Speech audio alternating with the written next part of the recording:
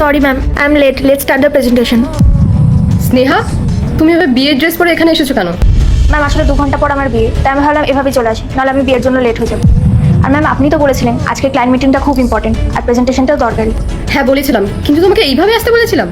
যদি আমি এখানে এভাবে না আসতাম তাহলে বিয়ের জন্য লেট হয়ে যেত। আর বিয়ে তো আমি যখন খুশি করে নিতে পারবো, কিন্তু এখানে মিটিংটা বেশি ইম্পর্টেন্ট, তাই না? আপনি তো বলেছিলেন। ম্যাম 15 তারিখ আমার বিয়ে, আমি ওই দিন আসতে পারবো না। আপনি প্লিজ আমাকে ওই দিন ছুটি দিয়ে দিন। স্নেহা, ট্রাই টু আন্ডারস্ট্যান্ড, আমি তোমাকে ছুটি দিতে পারবো না। তুমি যেভাবেই হোক ম্যানেজ করো, আর যদি ম্যানেজ করতে না পারো তাহলে জবটা ছেড়ে দাও। That's not my headache. Madam ওই দিন আমার বিয়ে, আমি তো কোনো সাধারণ দিনের জন্য ছুটিটা চাইছি না। তো 2 ঘন্টা বের করে নিও প্রেজেন্টেশনের জন্য।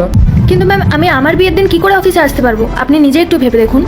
বিয়ে তো ঠিক আছে, কিন্তু এই প্রেজেন্টেশনটা অনেক বেশি ইম্পর্টেন্ট। এই কোম্পানির জন্য এটা অনেক বড় প্রজেক্ট।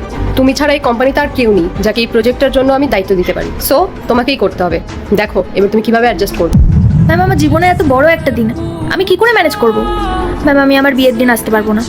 দেখো স্নেহা, এই জবটা যদি তোমার কাছে দরকারি হয় তাহলে এইটুকু কম্প্রোমাইজ তোমাকে করতেই হবে। আর তুমি যদি না করো তাহলে অন্য কেউ এই সুযোগটা অবশ্যই নিয়ে নেবে। এরপরে সে বলো না যে তোমাকে সুযোগ দেওয়া হয়নি। বিয়ে যেহেতু হতেই থাকবে, কিন্তু ক্যারিয়ারটা লাইফে তো ইম্পর্টেন্ট, তাই না? এবার তুমি দেখো তুমি কি করে ম্যানেজ করবে ওদিন।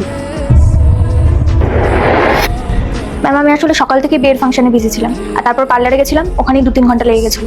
তাই আমার কাছে বরযাত্রী না আসা অব্দি সময় ছিল, তাই আমি ভাবলাম আপনাকে এই সময়ের মধ্যেই প্রেজেন্টেশনটা দিয়ে দিই।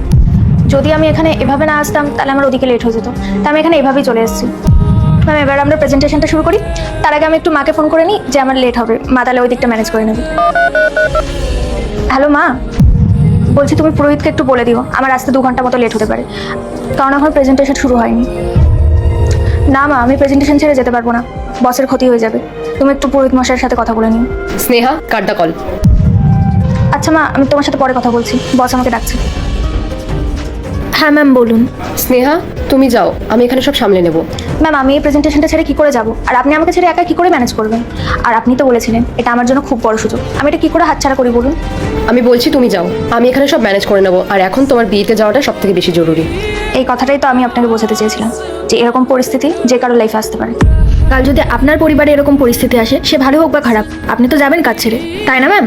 তাহলে আপনারা আপনাদের এমপ্লয়ীদের জন্য সব পরিস্থিতি এরকম কঠিন করে কী করে তুলতে পারেন? ম্যাম আপনারও তো মেয়ে আছে, সেও একদিন বড় হবে, জব করবে। তার বস যদি তার সামনে এরকম সিচুয়েশন রাখে যে এক হয় তুমি জব করো, না হয় বিয়ে, তখন তো আপনারও খারাপ লাগবে। আই নো আমি তোমার সাথে ভুল করেছি, আর সেই ভুলটাকে শোধরানোর জন্য আমি তোমাকে 1 মাসের জন্য ছুটি দিচ্ছি। যাও তুমি তোমার বিয়েটা অ্যাটেন্ড করো আর অনেক এনজয় করো। Wish you a very happy married life. Thank you so much ma'am. Happy married life. Congratulation. Thank you so much.